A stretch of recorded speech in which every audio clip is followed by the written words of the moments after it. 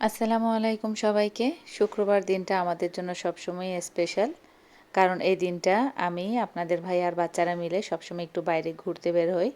ব্যস্ত জীবনের মাঝে পরিবারকে দেওয়ার মতো এই সময়টুকুই আসলে দিন শেষে সবচেয়ে বড় প্রাপ্তি। পাথর ভাঙলেই যেমন হীরের দেখা মেলে, তেমনি কষ্ট সইলেই সুখের প্রদীপ জ্বলে। পিছিয়ে যেও না, দেখে সামনের বড় পাহাড়, ধৈর্য ধরলেই আসবে তোমার জয়ের উপহার। জীবন আসলে একটা আয়নার মতো। আপনি যদি হাসি মুখে এর সামনে দাঁড়ান, জীবনও আপনাকে হাসি ফিরিয়ে দেবে। তাই অভিযোগ কমিয়ে উপভোগ করতে শিখুন। আমরা ভাবি জীবন অনেক লম্বা, কিন্তু আসলে জীবন মানে আজকের এই দিনটি। গতকাল যা হারিয়েছেন তা নিয়ে আফসোস না করে আজ যা আপনার কাছে আছে তা নিয়ে আনন্দ করুন। পাখির ডানা থাকলেই সে যেমন আকাশ ছোঁয়ার স্বপ্ন দেখে, আমাদের মনেও যদি ইচ্ছা থাকে তবে যে কোনো বাধা পেরিয়ে সফল হওয়া সম্ভব। শুধু নিজের উপর বিশ্বাসটা হারাবেন না। ভেতরে পা রাখতেই মনটা শান্ত হয়ে গেল। চারপাশের এই গোছানো পরিবেশ, সুন্দর ইন্টেরিয়র আর মিষ্টি আলো সব মিলিয়ে এক অদ্ভুত প্রশান্তি কাজ করছে। শহরের যান্ত্রিকতার মাঝখানে যখন এই সবুজের মাঝে আসি, মনে হয় প্রাণ ভরে নিঃশ্বাস নিতে পারছি। প্রকৃতি আমাদের শেখায় কীভাবে কোনো শব্দ না করেও সুন্দর হওয়া যায়। গাছের পাতার মচমচে শব্দ, পাখির কিচিরমিচির আর এই মুক্ত বাতাস, এসবের মাঝে এক অদ্ভুত জাদুকরী শান্তি আছে, যা কোনো দামি হোটেলের এসি রুমেও পাওয়া যাবে না।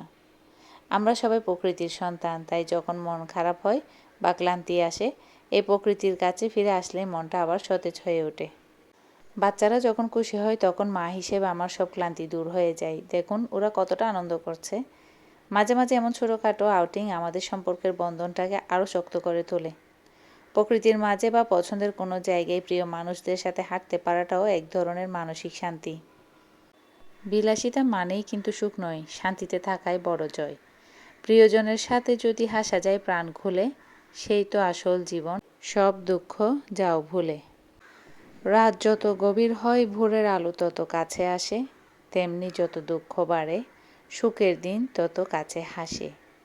ভেঙে পড়ার কিছু নেই, শক্ত করো মন, নিজেকে গড়ার সুযোগ আসে প্রতিটা ক্ষণ। জীবনটা খুব ছোট, তাই না পাওয়ার বেদনা নিয়ে বসে না থেকে যা পেয়েছেন তার জন্য কৃতজ্ঞ থাকুন। অন্যের ভালো করার চেষ্টা করুন, দেখবেন নিজের জীবনটা আরও সুন্দর হয়ে উঠেছে।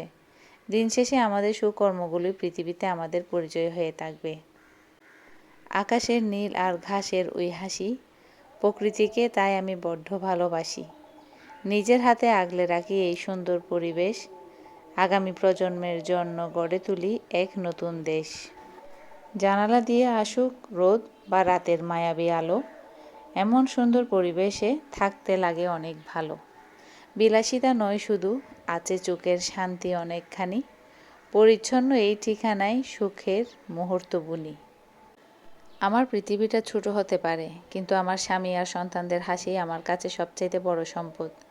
আজকের এই মুহূর্তগুলো হয়তো কালকে স্মৃতি হয়ে থাকবে, তাই আমি চাই প্রতিটা মুহূর্তকে প্রাণ ভরে উপভোগ করতে। ভালোবাসার মানুষের সাথে কাটানো প্রতিটা মুহূর্তই এক একটা উপহার। প্রকৃতি আর প্রিয়জন, এ দুটোর মেলবন্ধনই হলো জীবনের শ্রেষ্ঠ সময়। আমরা সবাই পথিক, কেউ পথের খোঁজে ঘুরি আর কেউ নিজেকে খোঁজার জন্য। সমুদ্রের ঢেউগুলো যখন পায়ের নিচে এসে আছড়ে পড়ে, মনে হয় সব ক্লান্তি ধুয়ে নিয়ে যাচ্ছে।